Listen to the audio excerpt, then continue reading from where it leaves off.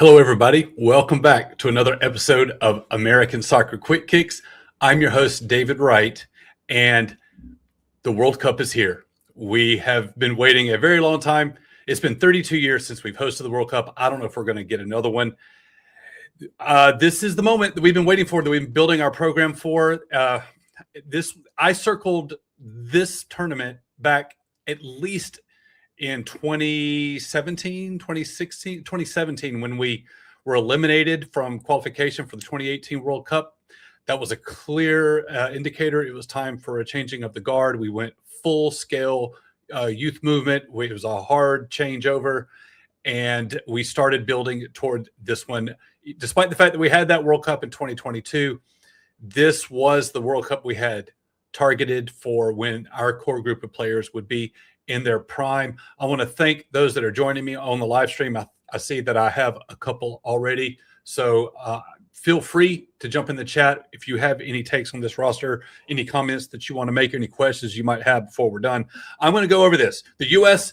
World Cup roster was announced officially today. It kind of leaked out a few days ago, according to The Guardian. I didn't want to get ahead of the official announcement. You never know if there's going to be some plot twist. Looks like The Guardian got it exactly right. And what I want to do tonight is kind of break down the roster for you. Maybe this is a team that you haven't been following closely enough to know the players and know the strengths and weaknesses and what each individual skill sets are, and what does this roster really look like? Can we get excited over this group of names?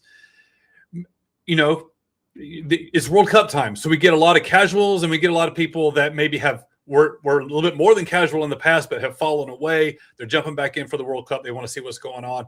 I want to try to talk you through this. I'm going to show you. We're going to go through we're going to go through the announced roster, go through by the position groups. I'll tell you who I think is going to be starting, and I'll tell you kind of what I can conclude from the way this roster is put together. I think we can draw some conclusions of exactly what type of tactics, or at least what kind of shape that our manager wants to use. So I want to get into it.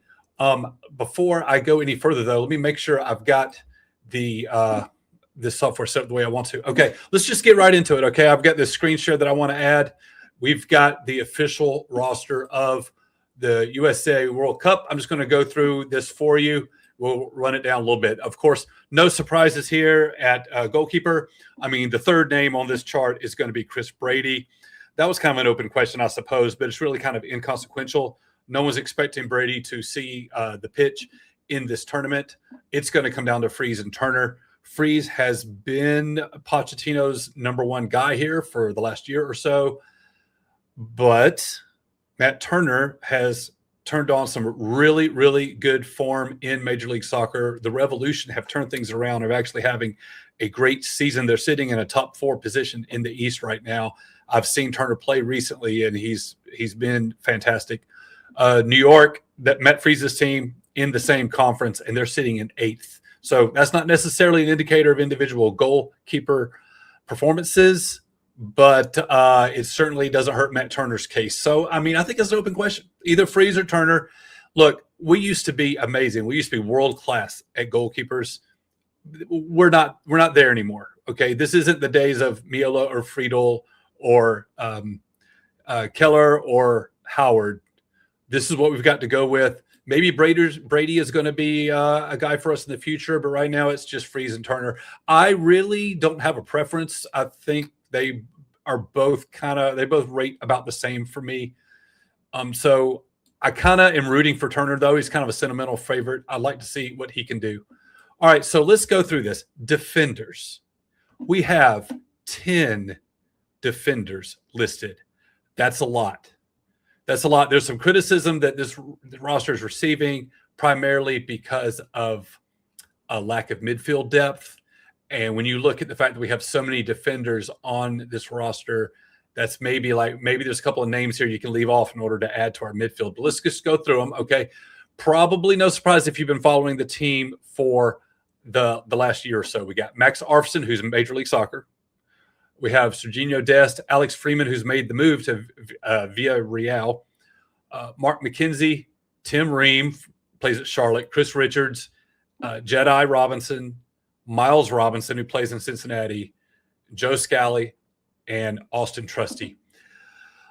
Okay, so you're looking at this. We're expecting when I see 10 names listed, that tells me we're going to play in a back three, which is a good thing. I think that's our strongest shape. That's what we need to be in. In a back three, you're going to have 3 center backs, and you're going to have 2 guys playing wide. Now, we'll probably line up, with a 4-man midfield, but the wide players are going to come out of this group right here. It's probably going to be Jedi Robinson on the left, Serginho Dest on the right. The question is the 3 center backs. Chris Richards is our main guy. He just went down with some ankle ligament injury for Crystal Palace over the weekend. The early reports are saying that he will be in fine shape for the World Cup. I certainly hope that he is. If we don't have Richards at 100%, our chances are going to drop significantly. The question has always been, and it remains, who are going to be the other center backs in this team? I think Tim Ream and Miles Robinson and Joe Scally are going to be singing the bench. These aren't the guys that you want to count on. Tim's 38 years old.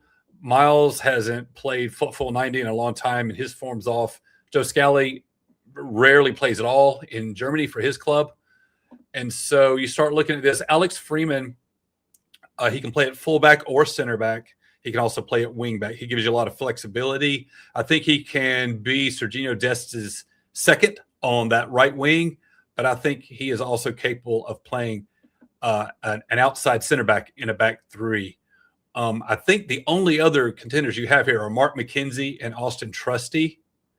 If I'm making a prediction, it's going to be Richards in the middle, and we're going to have McKenzie to his left, and we're going to have Freeman to his right.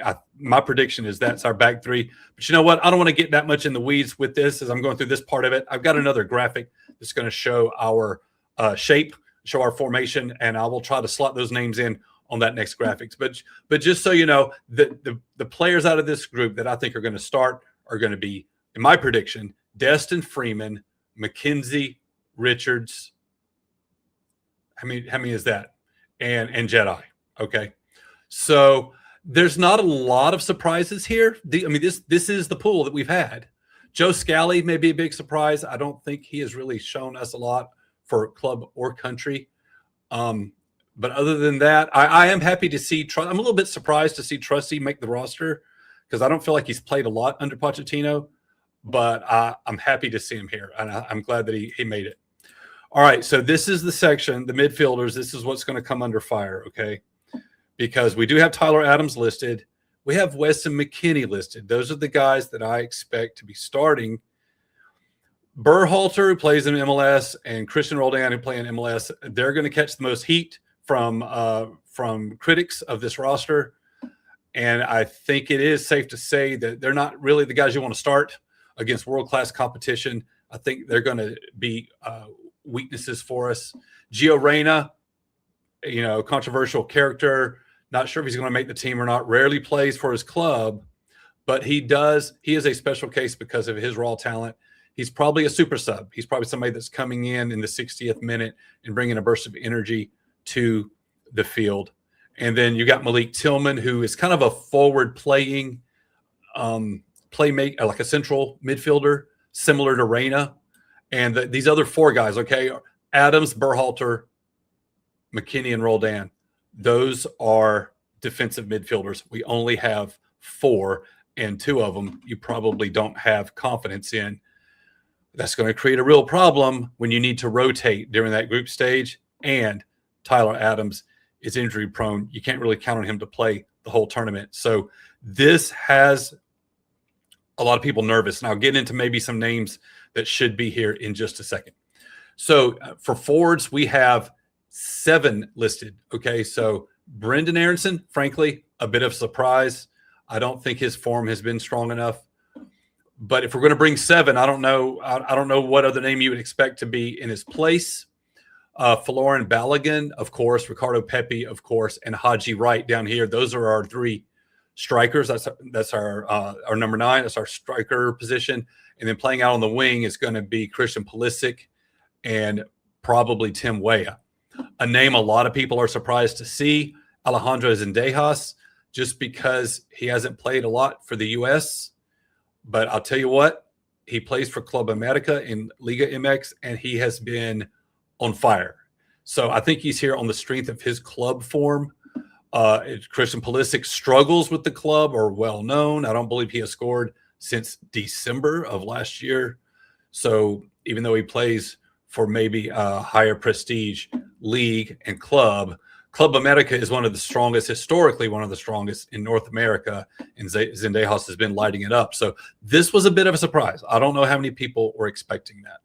So tell me what you think. If you got a take, let me know. But here are some the names. I think the biggest snub that I think people are surprised is not here is Diego Luna. He seemed to have been a favorite of Pochettino's. He was kind of a public's darling. He's actually in a lot of the U.S. soccer's marketing and their advertising for the World Cup. And he is not on the roster. And I think that is rather shocking. I really kind of feel bad for him. I don't know why he's not. I think maybe even though, Luna is not a forward, I think Aronson's taken up a spot here that maybe it's a roster spot that I think maybe he could go to Luna. When you're looking at midfield depth, like Berhalter and Roldan, especially based on how we played in March, should make everybody nervous. I like both these guys. I'm not out to hate on them.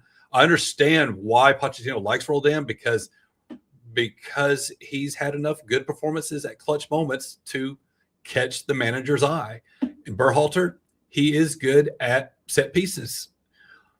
But we saw them on skates playing defense. I just don't want the world's best attackers coming after these guys in our midfield. So we're very, very thin here. Reyna and Tillman don't really play in a defensive position. At D-mid, we really only have two that we would count on, Tyler Adams and Weston McKennie. And here's the weird thing. Pochettino has been playing McKennie further up, like on the forward line on the right-hand side. And he's played really well there. And it seemed like that really is his best spot for the U.S. And I kind of want to see him there. Like if you start him ahead of Weah and you sit Weah because of Weston McKennie, like I don't have a problem with that at all. I think that would be very effective. I'm not sure why Pochettino's not going to do that because looking at this roster construction, I don't think there's any way you can play McKennie on the wing. You have to play him at D-mid because what are you going to do? You're going to start Berhalter or Roldan? I don't think so. Who are some other names here that we could have had or perhaps should have had? The first one that comes to mind is Tanner Tessman. There's two names that jump out. Well, there's three. Okay, Johnny Cardoso, but he got hurt with Atletico Madrid. So he's taken out of consideration. He's just off the table. You've got Aiden Morris, who started in MLS, or I think he plays in the English Championship now. People are making a case for him. I'm not overly impressed with him. I don't think he's some savior for our midfield necessarily, but is he better than Berhalter or Roldan? I mean, he made the move. They didn't, or in Berhalter's case, at least not yet. But still, English Championship and Major League Soccer, where do you rank them? Where do you rate them with each other? I don't know if Morris really brings enough, but Tessman, I think, has shown enough with the U.S. I think he needs to be in this group. We need somebody to back up Adams. We can't expect Tyler Adams to be able to play the entire tournament. Tessman absolutely needs to be on this roster. As a matter of fact, if you want to keep all of these midfielders and just add Tessman, then you look at that defense pool and you go down to 9 names on the defense because you've got people like Freeman that can play in different spots in the field that you can afford to drop one of those defenders out of that group. So I think the most shocking snub for me is Diego Luna, just based on all the extras around him. But the one that I think most deserves it on merit is Tessman, and I really am worried. Like if I'm going to be worried about something on this roster, it's our midfield depth. Period. Midfield depth, and Tessman I think would be go a long way toward improving that depth. I don't know. I don't know what Pochettino's thinking. He's been all over the map. Remember, he was playing some crazy experimentation in March, like he had Pulisic playing as a false 9 and all this kind of stuff. So I don't know. A lot of these names, look, in the end, these are the core here. The big names on here are the names we want to see. Okay, I don't think anyone's arguing about the top half of this roster. Maybe not even. I mean, you can always debate the starting 11, maybe, but it's the depth, right? It's the other roster spots on the lower half of the roster. They're going to always be scrutinized and criticized. And in the case of our midfield, I would have to join that chorus. Those, I mean, I'm surprised Dejas made it, really, but I think he's earned it. I'm surprised Aronson has made it, but I do not think that he has earned it. I'm not overly impressed with Tillman's form. I don't know what we're thinking that Berhalter and Roldan are going to be our answer as in midfield depth at the level of the World Cup. That seems strange to me. And I think these are basically all of our defenders. I don't know if we have any defenders that we left out. So if you've got any takes on this, you got any thoughts, let me know. I have a couple of comments here. Am not surprised with Luna. I believe Tessman has a muscle strain. So he did come down with a tweak, but from what I understand today, following soccer reporters on Twitter and hearing what they have to say, that Tessman's absence is not because of an injury. Like, the decision had already been made. He did come down with something. Maybe you're saying muscle strain. I believe you. But what I saw being reported by the professionals, the big names, was that he was going to be left out anyway. They had already decided he wasn't making the cut. So he is not here because his absence is not because of injury, despite the fact that, as it works out, he did come down with something. Would it be enough to keep him out? Like, if we wanted him and we added him, would he even be able to go? How bad is the injury? I don't know. I don't know that part. So, but you're saying you're not surprised at Luna. Look, I'm not saying that Luna's world-class necessarily a world-class talent. I'm just saying that he's kind of the media darling, kind of the public's darling. He's a real likable guy, and he's in all the marketing. So for all of those reasons, I'm a little surprised that he didn't make it in. With every roster, every competition, there are voices saying that there's some conspiracy for an MLS minimum quota that national team managers are kind of required or pressured to include in their rosters. And I am not one that buys into that. I don't believe it. And I think if it was true, I think Luna would be on this roster. If there was pressure from Major League Soccer, if there was something that you could do to force choices on the manager, I think Luna would be in this group. Berhalter and Roldan and Max Arfson are all examples of cases where Pochettino just likes the guy. So let me get the comment off the screen. I didn't mean to leave it on there so long, but thank you for the comment. I appreciate it. Anybody in the chat that wants to jump in, I would love to hear. I'd love for this to be an active chat tonight. So we are expecting, especially now that we've seen the roster with with how many are in the defensive pool and how many are midfielders we got. We're expecting a 3-4-3. But it kind of would be a back five. So, you would have Jedi here and Dest here. These are the projected starters. They are going to be able to drop back when needed on defense to add to the defensive line, but they're also going to be going forward a lot, adding width to the attack. These guys are going to play basically as wing backs. Are going to have those whole outside corridors. Okay, so your center backs, Lord willing, Chris Richards right here. I think we're going to get Mark McKenzie right here. And this is an open question. I mean, Trusty could be this guy. I predict it's going to be actually Alex Freeman. I think Freeman's going to play here, at least in one of the matches.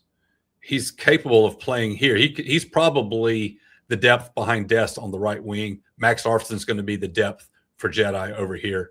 Okay, I think it's pretty easy. I'm going to skip the midfield for now because that's the big question. Up top, I think it's pretty easy. The three strikers we have are Balogun, Pepe, and Wright. And I think you give it to Balogun. I think that's the order of the depth too. I think Balogun, then Pepe, then Wright. So I think you start Balogun right here. Left winger is going to be Christian Pulisic. I guess backing him up is going to be Brendan Aronson. And then over here on the right is going to be either Tim Weah or Zendejas. So I like both of those guys. I'm a big Tim Weah fan. I've liked him for a long time, but also I don't think we can sleep on Zendejas in the way he's been playing this year.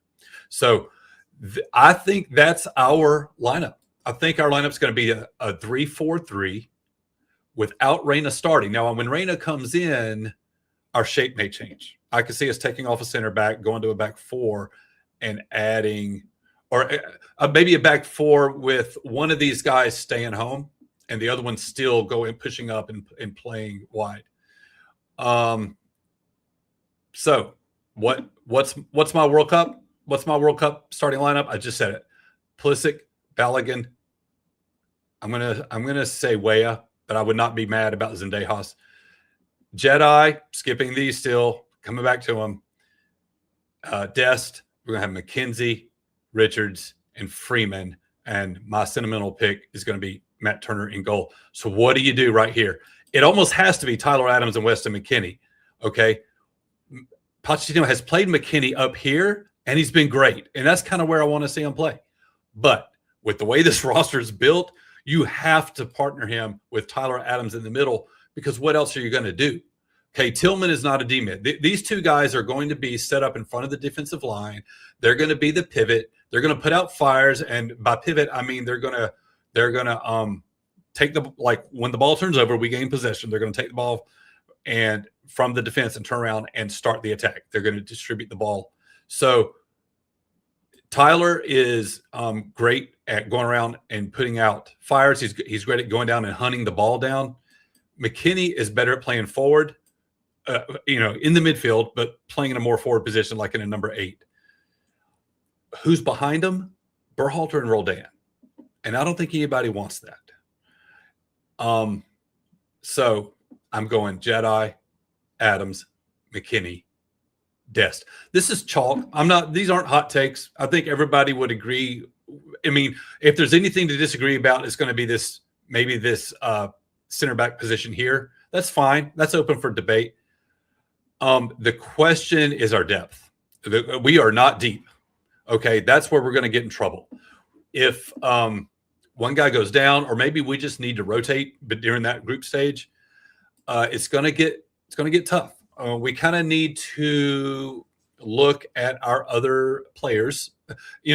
I mean, honestly, how would you do it? I mean, I think you have to decide which group stage opponent is maybe the one we can handle the best. I mean, they're all tough, but someone's got to be easier than the others. And maybe you're not starting. Do you not start everybody? What if your weakest opponent is your first match? I believe it's Paraguay for us.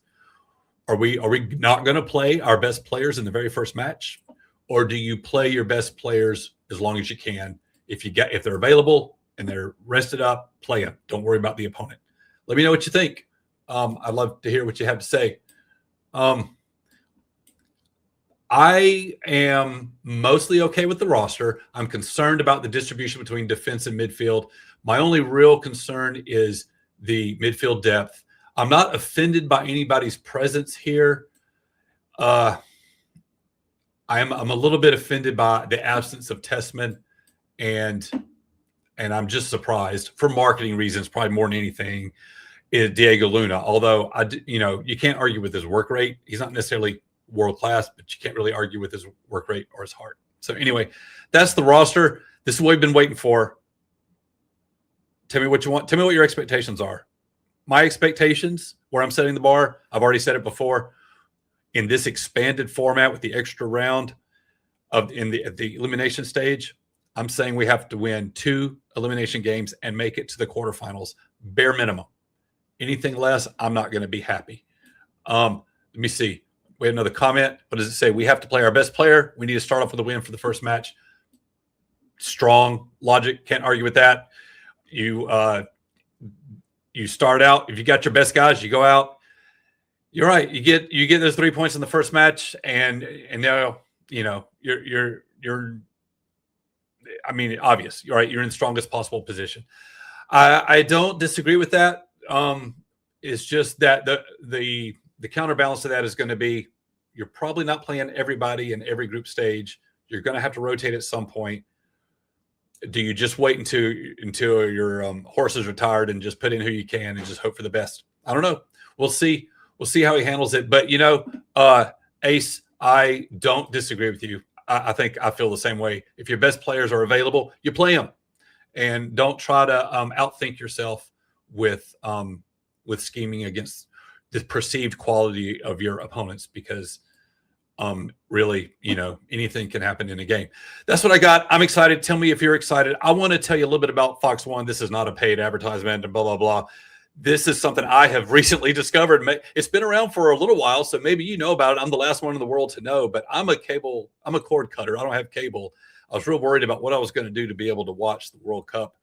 And I have discovered that there is this streaming service, Fox One. This is a over-the-top streaming service. It will have all the World Cup matches for you. So if you don't have cable, you want to be able to stream it at home, it's right here, Fox One. I'm excited to find out about it. I just want to let you know this is one way to go, and this is the way I'm going to be doing it. I think it's $20 a month. I'm signing up for June and July. So that is all I have for you. That is our World Cup roster for 2026. Now, look, we're not at the drop deadline. There's still a window of opportunity to make changes to this roster. I don't think we're set until June 1st, I think. So he can still tweak it. And also, you can have very last-minute injury replacements, because we've got a couple of these last run-up matches coming up. Somebody goes down with an injury, we're able to swap them out at the last minute. So tell me, who do you think should be that first call, that first alternate call? I'm saying Tessman. I would want Luna to be maybe the second call on that.